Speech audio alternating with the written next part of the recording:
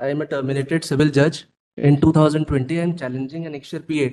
Sir पहले मैं ये बताना चाहूँगा, मैंने अपने return submission along with citation पहले फाइल कर दिए हैं। और sir this is a termination order of 2020, 27th August. I am challenging annexure P8, my lords.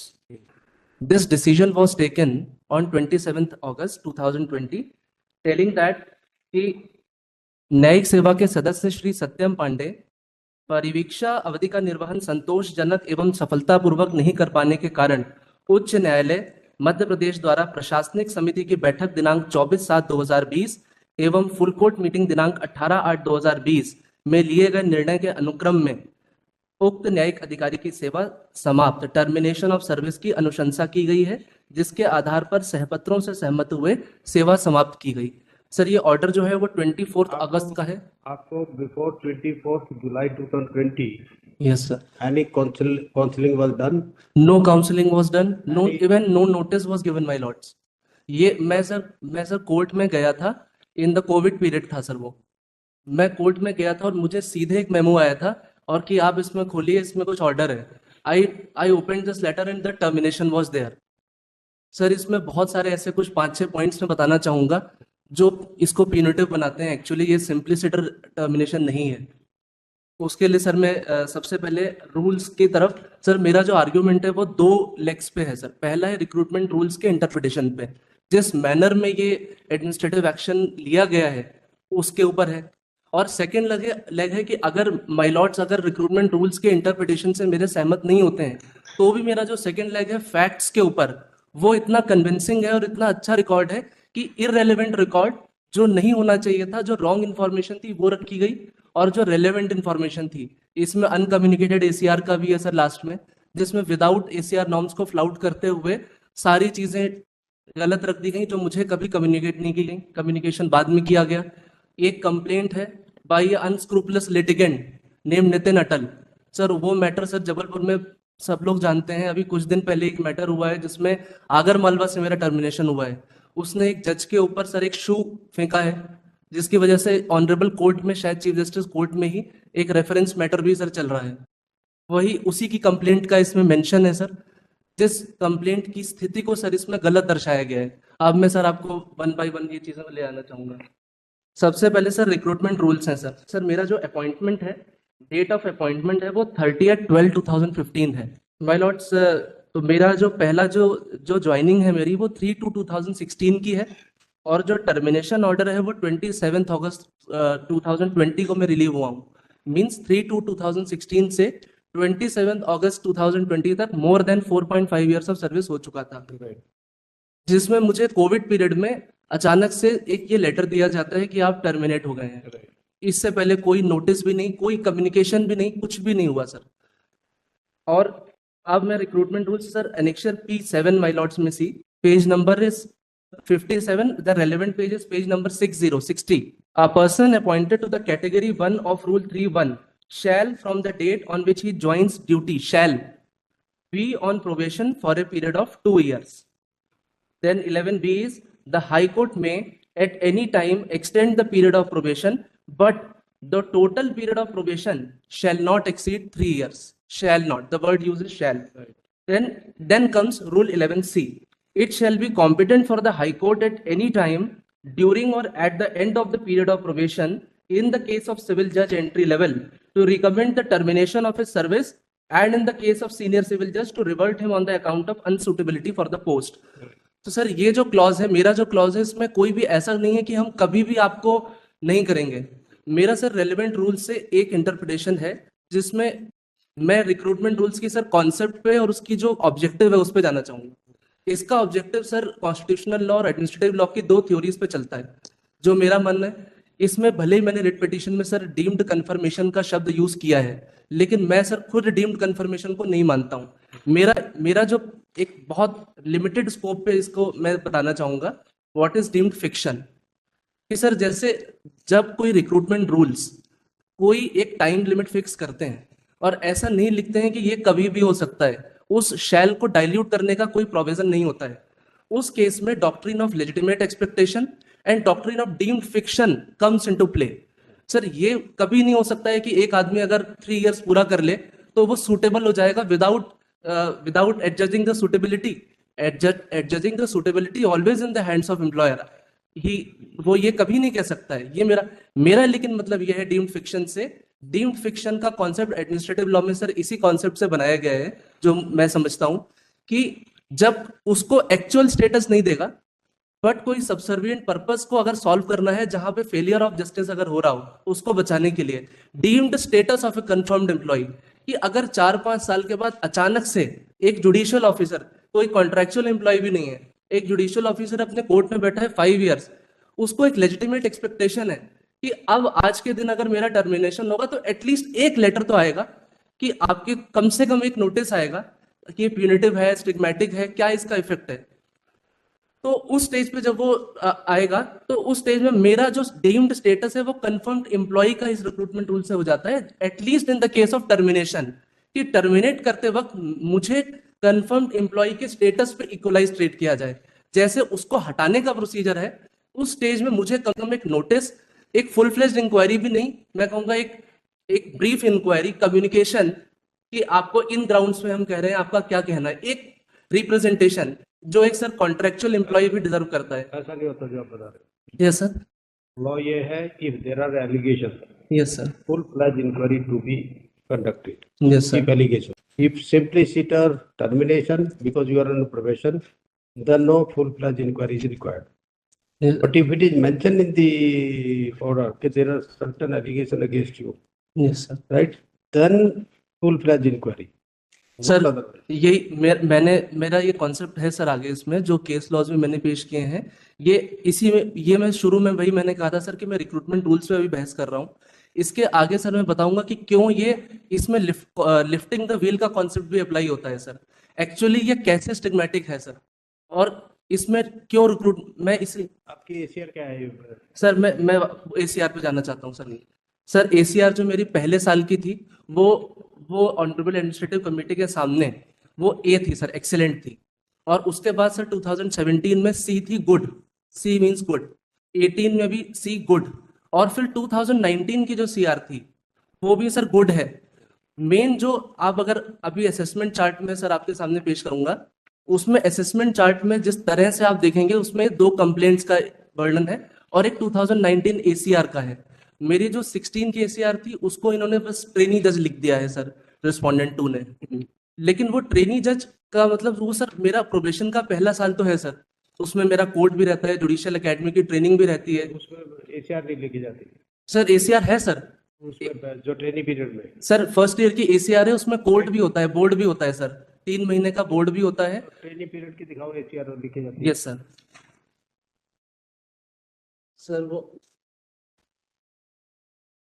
Sir वो ट्रेनिंग पीरियड की ACR कौन लिखेगा आपकी? Sir reporting authority is principal district जज। प्रिंसिपल डिसीजन है नहीं आपका, आप you are in the academy. नहीं सर, प्रिंसिपल हम लोग एकेडमी में डायरेक्ट नहीं आते हैं, हम लोग वहां पे जाते हैं, डिस्ट्रिक्ट जज के अंडर भी रहते हैं, फिर 1 महीने के लिए एकेडमी जाते हैं, फिर डिस्ट्रिक्ट जज के पास जाते हैं, फिर एकेडमी में जाते हैं, फिर हमको बोर्ड भी मिलता है सर। ये ACR ट्रेनिंग पीरियड कितने का रहता है? सर ट्रेनिंग पीरियड जो होता है सर 1 ईयर का रहता है।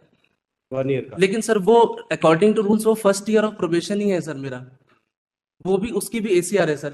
ये मेरे सर जो पहले लॉयर थे वो शायद इसमें लगा नहीं पाए थे, मैं ये पेश करना चाहता हूँ, रिकॉर्ड का पार्ट है।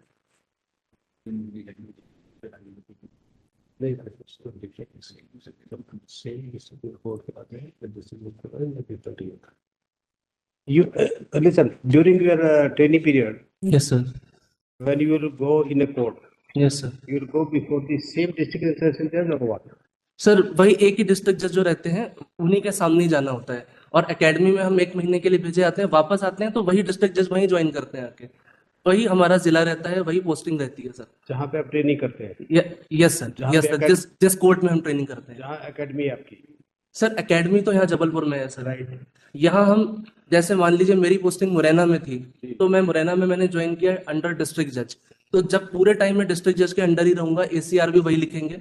लेकिन जब 1 मंथ का ऑर्डर आता है तो एकेडमी से ऑर्डर आता है जबलपुर से, तब हम लोग यहाँ से 1 मंथ के लिए इधर आते हैं, स्टे करते हैं, ट्रेनिंग लेके वापस जाते हैं। जब हम 1 मंथ जो टाइम हम यहाँ, जब भी आप प्रिंसिपल डिस्ट्रिक्ट जज के पास जाएंगे, जी वो सब पीरियड की प्रिंसिपल डिस्ट्रिक्ट जज आपकी ACR लिखेंगे। यस सर, वही अच्छा, आप पूरे और एकेडमी भी रिपोर्ट भेजती ACR है का चार्ट दिखाइए आपका क्या है? सर। ACR का ही है सर। सर एक मैंने एक ब्रीफ पेरियूजल के लिए सर एक रिपोर्ट कॉपी भी दी है सर। मैंने रिटर्न सबमिशंस में एक चार्ट पेश किया है सर, पेज नंबर 19 पे मेरे रिटर्न सबमिशंस में।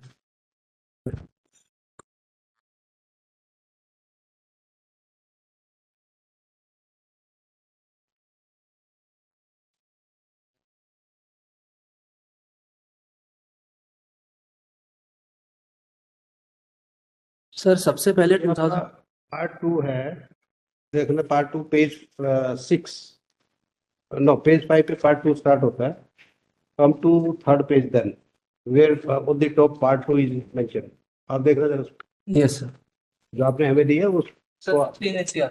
हाँ 16 ACR सर। हाँ, ये ACR yes sir. Yes sir. Sir ये जो पीरियड है इसमें किस पीरियड की है ये? सर ये मेरा फर्स्ट ईयर ऑफ प्रोबेशन है, पूरा 2016 की ACR है। इसमें सर आप देखेंगे part You joined on 3rd February 2016. Yes sir. And this column number 3, overall quality of judicial work. Sir, very good. Capacity to understand and apply the provisions of law and precedents, very good. Capacity of management, leadership, initiative and decision making is very good. Interpersonal relationship and teamwork good. Sir ये सारे aspects इसलिए important हैं, 2019 की जो ACR लिखी गई है वो इन सब में मुझे एवरेज कर दिया गया है विदाउट एनी बेसिस। ये जो आप बता रहे हैं वेरी गुड गुड गुड, ये इट इज रिगार्डिंग 2016 और व्हाट? 16 सर, पहला साल। ये 16 का। Yes sir. He is a good judicial officer, good administrative ability. ये ACR पूरे साल की, एक महीने की? पूरे साल की है सर, 16 ACR है। 2016 की। पहला पेज है सर, आप देखेंगे 16।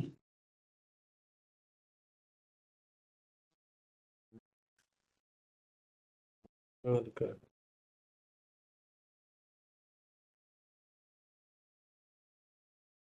सर इसमें वार्षिक निरीक्षण जो केसेस का किया गया है, पार्ट 2 से एक पेज पहले आप देखेंगे ये केस भी मेरे चेक किए गए थे, जिसमें सर निरीक्षण करता अधिकारी का अभिमत भी है कि श्री सत्यम पांडे प्रशिक्षु एवं ये सुनो, ये 2016 17 की दिखा रहा?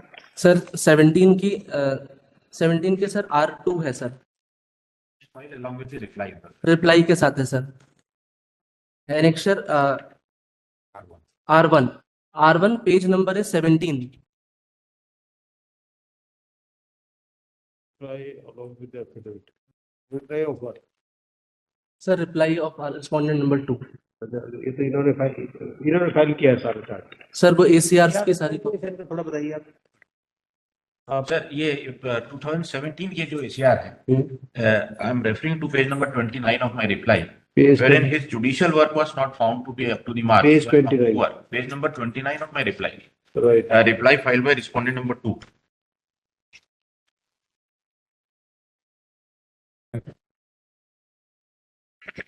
Page 29. Page 29, the quantity of work, his disposal of cases is poor. As per attached statement, his disposal is not up to the prescribed standard, but looking to the first regular posting and pendency, he is advised to improve the disposal of cases. His disposal through ADR and cases more than 3 years are not as per the prescribed standard. My lords, Now, his argument, Don't interject in me. his argument, one of the arguments is that he was not given warning that this thing is not up to the mark. So now, by way of ACRs only, he has been advised to improve. Right. Now, this was 2017, and then And this ACR was communicated to him. it was communicated. Right. Then the next is R3 at page number 34, 2018. The communication is document is page number 33, not R2. Now, page number 34 is the next year, not 2018, and the relevant is at page number 44 regarding his judicial work. He has earned total 642.41 units within 204 standard working days. Civil units are 61.05, which is below standard. His average work per day is 3.15. Oh. So this again was not found to be up to the mark, not, and it was communicated to him. This document is at page number 48. Right. Then again in next year, The ACR is R5, page number 49.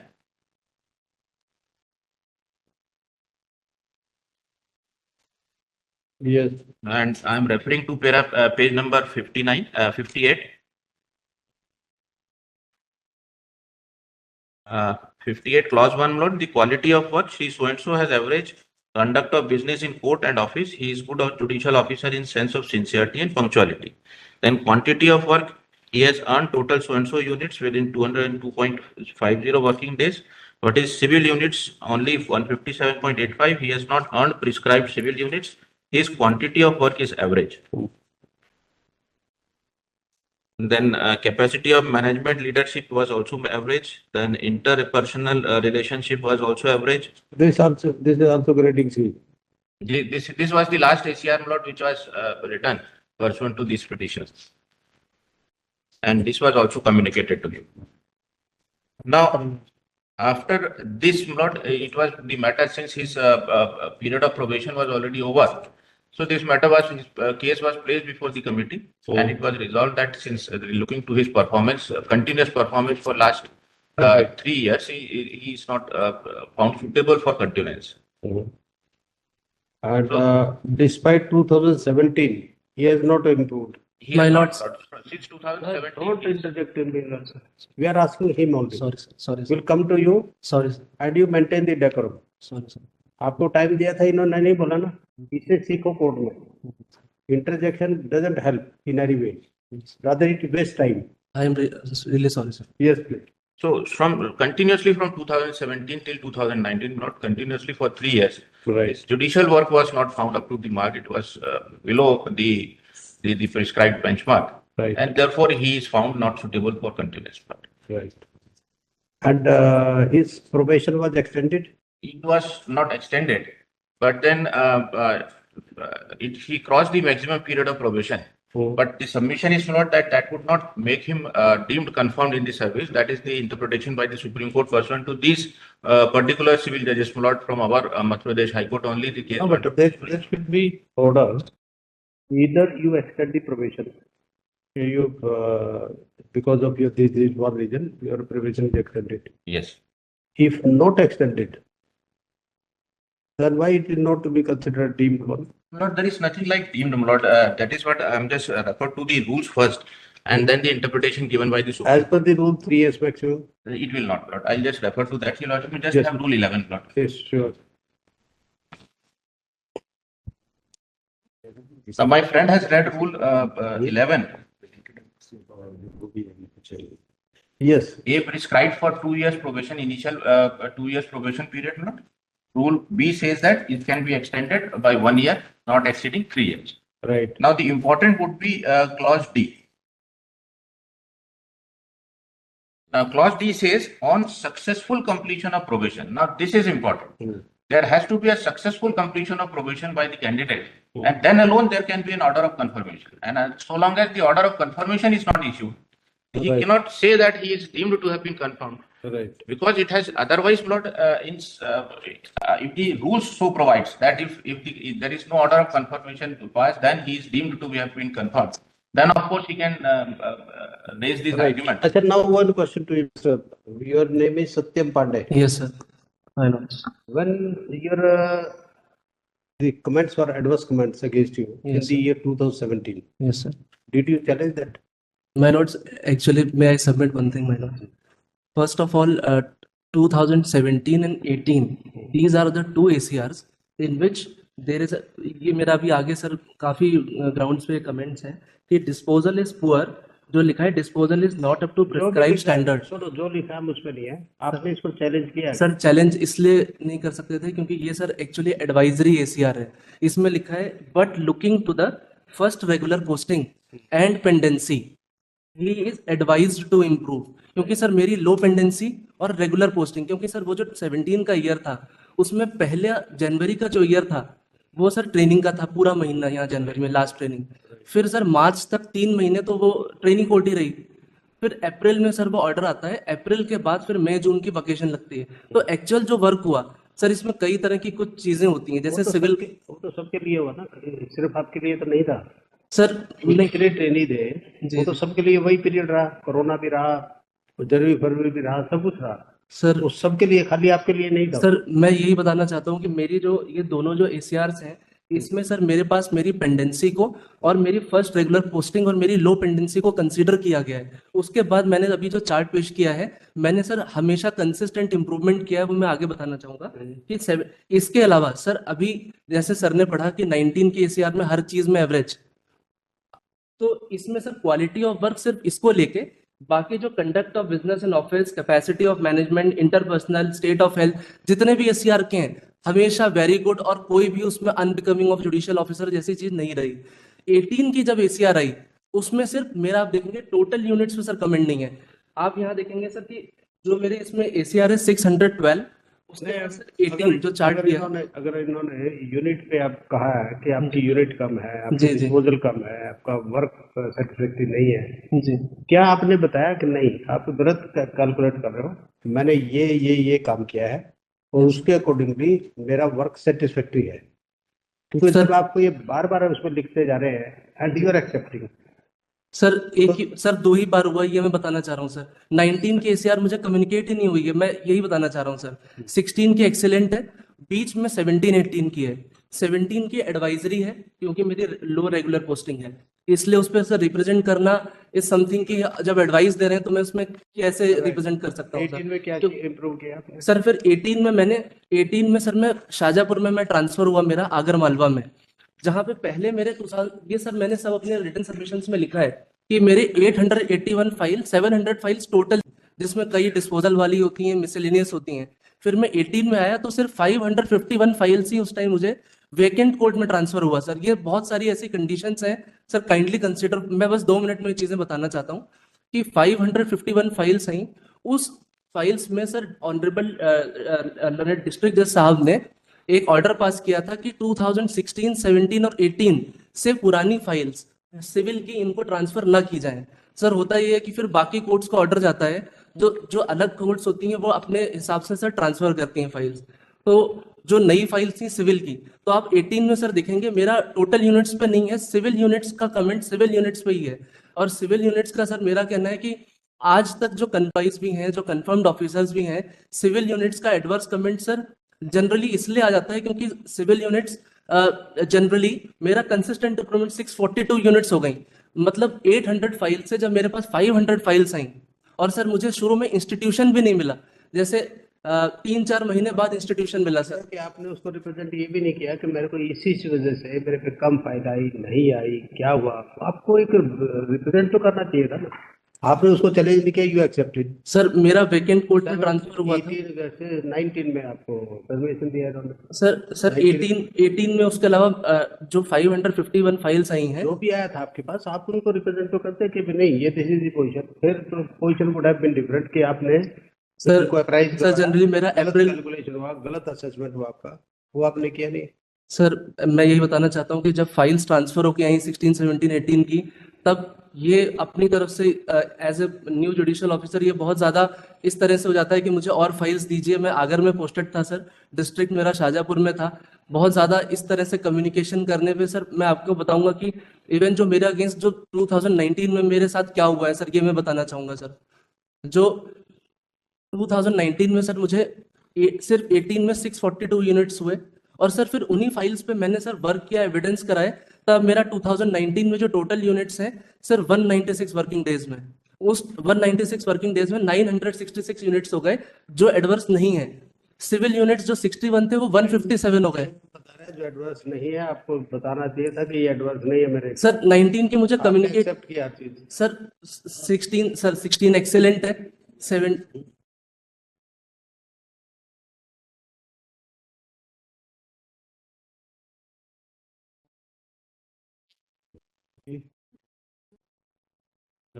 Page 20 of reply।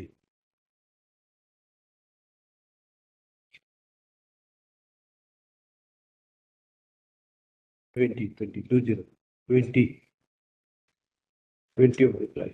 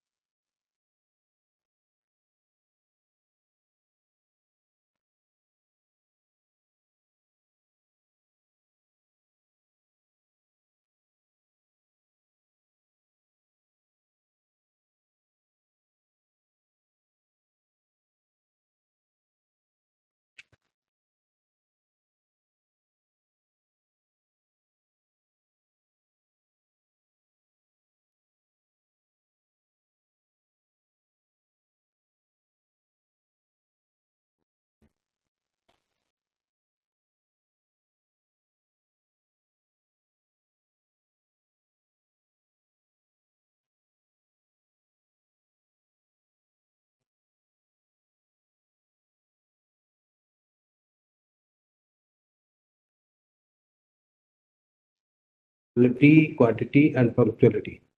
Yes, quality, quantity. This, right, this complete, this scenario he has mentioned, okay, what had happened, how it is not improving, and what is the reason. The complete explanation has been given. And despite that, the net disposal, yes, that is also showing, this is what the net disposal because of that. And the reasons are given by him.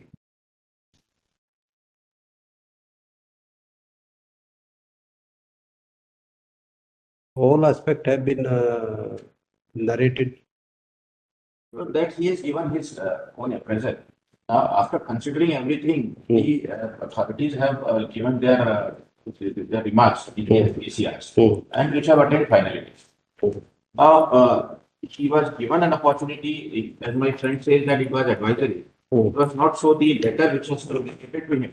It says that you have the adverse remarks in your ACRs and you have an opportunity to represent against these. Where it is mentioned? It is page number 33, R2.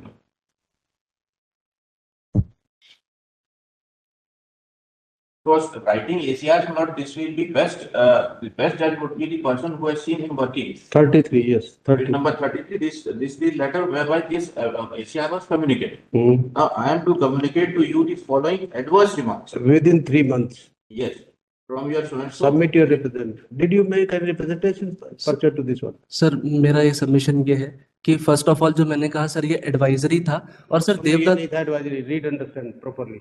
इसमें क्या लिखा है? You may submit your representation if any within 3 months from the date of receipt of the same. What it means?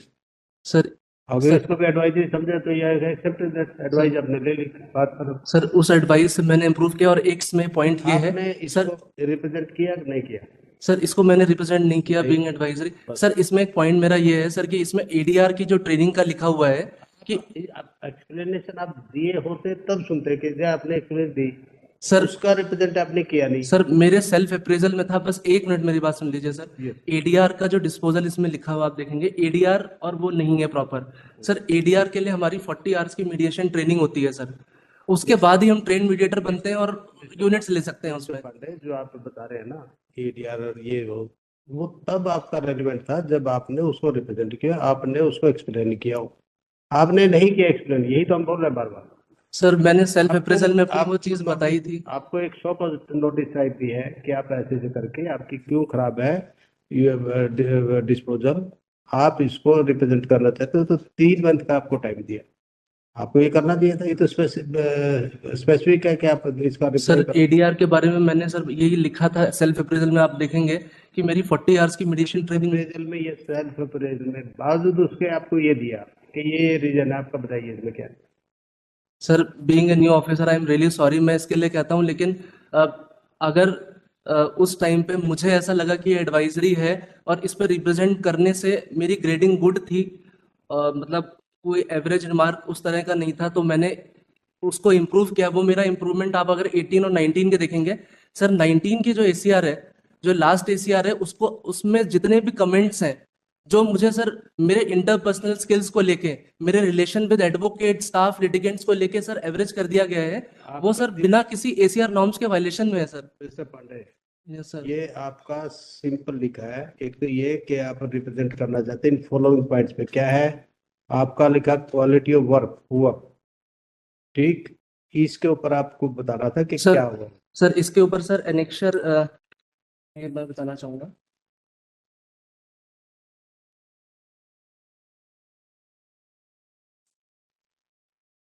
Sir kindly annexure P14 sir एक बार देख लें sir 14 page number 233 आपको जब ये कहा कि आपका his disposal through ADR and cases more than 3 years are not as per the prescribed standard, ये मिला, इसके ऊपर आपको ये भी कहा कि आप विद इन 3 months आप इसको रिप्रेजेंट करना चाहते हो, वो कीजिए। यस सर सर एक्चुअली मैंने इसलिए रिप्रेजेंट नहीं किया क्योंकि ये एडवाइजरी था बाकी किसी भी चीज़ पे कमेंट नहीं था सर सारी एसीआर के सारे कमेंट्स अच्छे थे और टोटल गुड है मतलब अगर शुरू में सर पेज नंबर 249 सर एक बार देख लें sir 249 annexure P14 point number 8 sir point number 8 and 9.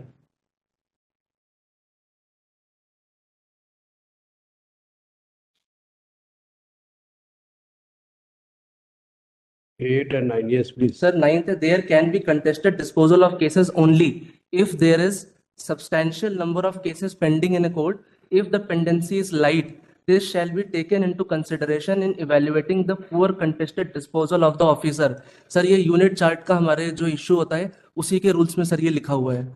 और सर इसके ऊपर अगर 8th पॉइंट आप पढ़ेंगे, judicial officer working mixed board 2019 में सर अप्रैल में नोटिफिकेशन से I was also officiating the charge of principal magistrate of juvenile justice board there.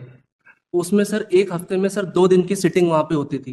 तो मिक्स्ड बोर्ड के लोगों को सर मेरे 196 वर्किंग डेज थे, क्योंकि उस ईयर में मेरी डॉटर का सर बर्थ हुआ था जुलाई में, और पैटर्निटी लीव और कुछ लीव की वजह से मेरे वर्किंग डेज 196 हुए थे. उसमें मैंने सर लास्ट ईयर के 642 से उन्हीं फाइल से जिन पे मैं वर्क कर रहा था उन्हीं को मैंने राइप किया, और मैंने 966 units despite being officiating the charge of juvenile justice board I increase my disposal of 966. तो टोटल यूनिट्स में मेरे नहीं है सर. सिविल यूनिट्स जो लास्ट ईयर 18 में 61 था वो मेरा बढ़ के 157 हो गया, जो सर अराउंड 240 या 230 के आसपास होना चाहिए था. अगर मैं टोटल सर, जब हम 2 दिन एक हफ्ते में बैठते हैं किसी मिक्स बोर्ड में, तभी ये सर ये चीज लिखी गई है. तब हमारा मैनेजमेंट फाइल्स का भी सर अगले हफ्ते या 2 हफ्ते जाता है. तो जुवेनाइल जस्टिस बोर्ड मेरे 2019 की जो एसीआर है सर, 2019 में मेरे साथ एक इंसिडेंस हुआ. एक पर्सन था वहां पे सर, लिटिगेंट नितिन अटल. उसने सर, उसका एक मैटर चल रहा था सर उस कंप्लेनेंट का regarding private complaint against officer of SDM, जो वहां पे पूर्व एसडीएम थे. तो मैंने सर 197 के सैंक्शन फॉर प्रोसिक्यूशन में उसको खारिज किया था 203 में कंप्लेंट केस को. After that what he did, he filed a review of criminal case in my court. At the same time he filed the criminal revision in the ADJ code, and totally वो पूरा साल sir 2019 का इतना harassment में गया है. he filed the vigilance cases, मैंने वो एनेक्चर P29 और P10 में लगाया हुआ है. उसने सर पूरे साल मुझे इतना परेशान किया है कि विजिलेंस में मेरी कंप्लेंट की, 5-6 तरह के एफिडेविट पे कंप्लेंट की, जिसमें उन्होंने लिखा कि क्योंकि सिर्फ वो कंप्लेंट केस खारिज हो गया था. आपका कंप्लेंट का मेंशन है इसमें? सर पूरे एनेक्शर्स भी लगे हैं, पूरा मेंशन है. कंप्लेंट का कोई मेंशन है? यस सर, मेंशन है सर, असेसमेंट चार्ट में मेंशन है. और वो सर रॉन्ग इन्फॉर्मेशन है. उसमें सर 2 कंप्लेंट्स थे. आप kindly turn to page number. आपका जो टर्मिनेशन है वो तो सिंपली उसका है ना कि आपकी परफॉर्मेंस की. ये मेरा आर्ग्यूमेंट है सर कि आप अगर असेसमेंट चार्ट एक बार देखेंगे, मैं बस 2 पॉइंट अगर कहता हूँ सर, उसके बाद आप भले बस सुनिएगा. तो 2 पॉइंट में बता रहा हूँ सर. एनेक्चर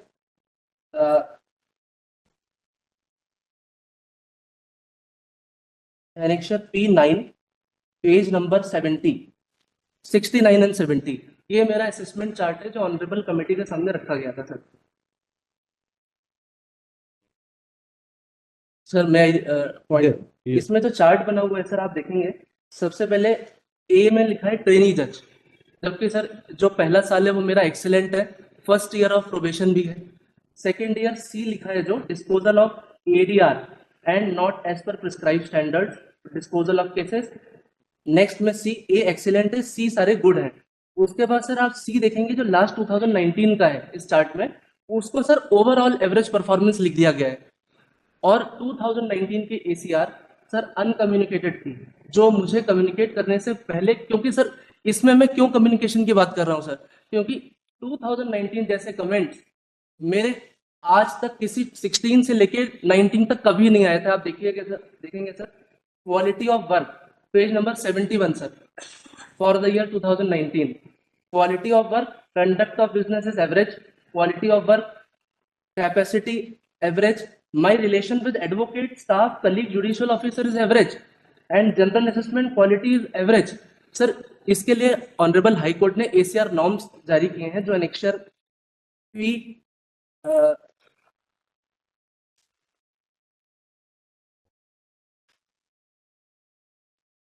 P15 पे है सर. P15 में आपको एक बार बताना चाहूंगा sir, P15 ACR norms sir. Sir honourable high court ने एसीआर नॉर्म्स डिस्ट्रिक्ट जजेस के लिए जारी किए हैं कि आप कोई भी कमेंट अगर लिखते हैं तो उसके पीछे आपको एक substantial basis, sir kindly turn to page number 253 sir. Yes. May I read? Sir, 2 point that it has been noticed that during previous year in the ACRs of some of the officers, remarks adverse in nature were recorded without any basis, which were ultimately expunged by the High Court on the ground that the same have been recorded without any basis. And some of the कुछ examples दिए हैं sir, ये 1 2 3 करके, कि इस तरह से ACR नहीं लिखी जा सकती है। तो कंडक्ट ऑफ बिजनेस का जो पॉइंट नंबर 4 है sir, is not so good, capacity of management leadership is poor, interpersonal relationship is not polite. बिल्कुल इसी तरह की चीजें 2019 में लिखी गई हैं, जिसका एक रीजन सर ये है कि 2019 में जो कंप्लेंट्स थी सर, इतनी ज्यादा मेरे इस तरह के रिमार्क्स मेरे ऊपर किए गए, despite being such an honest officer, उसने मेरे करप्ट होने का मेरे ऊपर किया।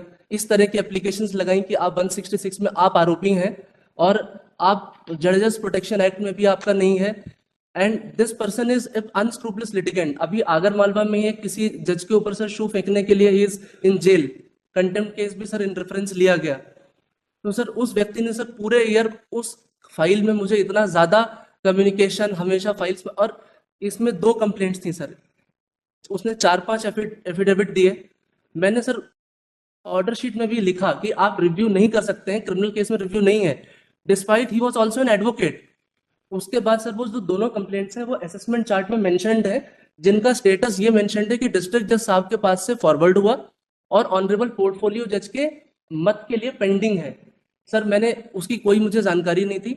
2 कंप्लेंट का जो मेंशन है उसमें point 8 and point 82 sir, page number 70 sir, page number 70 पे एक बार लिखेंगे। जो 8(1) लिखा है शिकायत, जो कमेटी के सामने रखी गई है सर, नितिन अटल से प्राप्त शिकायत 0/15 से विधि विरुद्ध कार्रवाई करने के संबंध में, इस तरह से लिखा हुआ है। और आक्षेप निजी परिवाद में विधि विरुद्ध जिला एवं सत्र न्यायाधीश का जांच प्रतिवेदन प्राप्त, आगामी कार्रवाई की जाके माननीय पोर्टफोलियो जज के मत हेतु भेजी गई है।